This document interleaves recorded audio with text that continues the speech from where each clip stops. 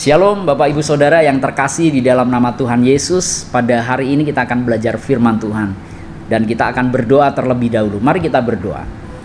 Bapa yang kami sembah di dalam nama Tuhan Yesus, kami berdoa jika sebentar kami akan merenungkan firman-Mu, berikan kami hikmat pengertian yang daripada Tuhan, sehingga setiap firman yang kami dengar bisa kami mengerti.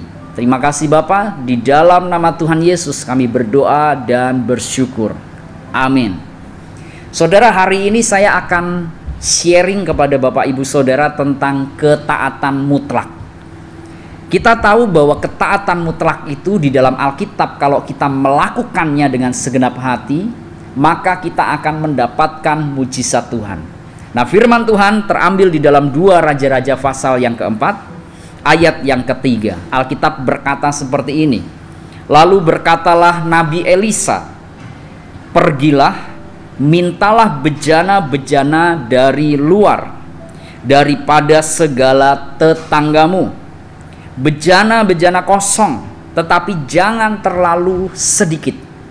Nah saudara, di ayat ini menceritakan kisah janda nabi yang terbelit hutang, mengalami kekurangan ekonomi, tetapi akhirnya Tuhan berikan jalan keluar. Tuhan berkati janda nabi itu dengan minyak di dalam buli-buli yang sangat banyak, sehingga janda nabi itu bisa menjual minyak tersebut dan hidup dari keuangan hasil penjualan minyak tersebut. Nah, mari kita akan belajar bersama-sama apa kuncinya janda nabi ini dari punya masalah tentang keuangan, akhirnya Tuhan berikan berkat sampai berlimpah, sampai hutangnya bisa lunas. Nah, kita belajar dari ayat ini tentang ketaatan mutlak. Waktu itu janda nabi ini menemui Nabi Elisa sebagai perwakilan Tuhan. Dia berkata bahwa dia punya masalah, bahwa dia sudah ditagih penagih hutang, tapi dia nggak punya uang. Dan kalau dia nggak bisa bayar, anaknya akan diambil sebagai budak. Tentu hal ini sangat menakutkan, saudara. Kehilangan 2 orang anak. Suami sudah meninggal, dia mau kehilangan 2 anak lagi, sangat menakutkan. Dan ketika janda nabi ini datang ke Nabi Elisa meminta petunjuk Tuhan, maka Nabi Elisa berkata, pergilah, kumpulkanlah bejana-bejana dari luar, dari seluruh tetanggamu. Nah saudara bisa bayangkan ketika wanita ini meminta petunjuk Tuhan supaya dia bisa terlepas dari jerat hutang, terlepas dari masalah, yang dikatakan Nabi Elisa sangat tidak masuk akal. Nabi Elisa berkata, kumpulkan bejana kosong, masukkan di dalam kamar, dan tuangkan minyak yang kamu punya. Nah, tetapi menarik sekali, janda nabi ini ketika mendapat perintah tersebut, janda nabi ini taat secara mutlak. Dia tidak berargumen dengan Nabi Elisa pada waktu itu. Kok disuruh ngumpulin bejana-bejana kosong? Bagaimana kalau tetanggaku tidak mau? Bagaimana kalau tetanggaku nggak punya bejana? Bagaimana kalau bejananya itu dipakai oleh tetanggaku? Janda nabi ini nggak banyak debat, saudara. Tetapi apa yang menjadi petunjuk Tuhan yang disampaikan melalui Nabi Elisa dilakukan oleh janda nabi ini. Nah, ini bukti bahwa janda nabi ini taat mutlak. Dia menyuruh kedua anaknya untuk mengumpulkan seluruh bejana, seluruh guci-guci yang ada. Kemudian anak-anaknya disuruh kerja sama dia, meminta ke seluruh tetangga mengumpulkan bejana sebanyak-banyaknya. Taat mutlak. Kalau kita dramakan situasi ini pasti seru, saudara. Karena mungkin ada tetangga yang menolak, ada tetangga yang menertawakan. Ketika minta bejana pasti ada tetangga yang berkata, untuk apa bejanamu? Pasti anak-anaknya akan menjawab, anak janda nabi ini akan berkata, untuk membebaskan kami dari jerat hutang. Mungkin akan diketawain orang, saudara, karena tidak logik.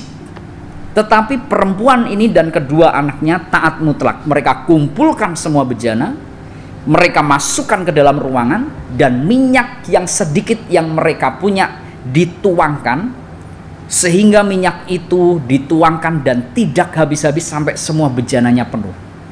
Nah, saya mau berkata kepada saudara, kalau kita taat mutlak kepada Tuhan, tidak usah berdebat sama Tuhan, tidak usah banyak pertanyaan kepada Tuhan, apa yang firman Tuhan katakan kita lakukan, maka kita akan mendapatkan mujizat pembelaan yang daripada Tuhan. Kalau firman Tuhan berkata kasihlah musuhmu, maka kita harus mengasihi tanpa banyak debat.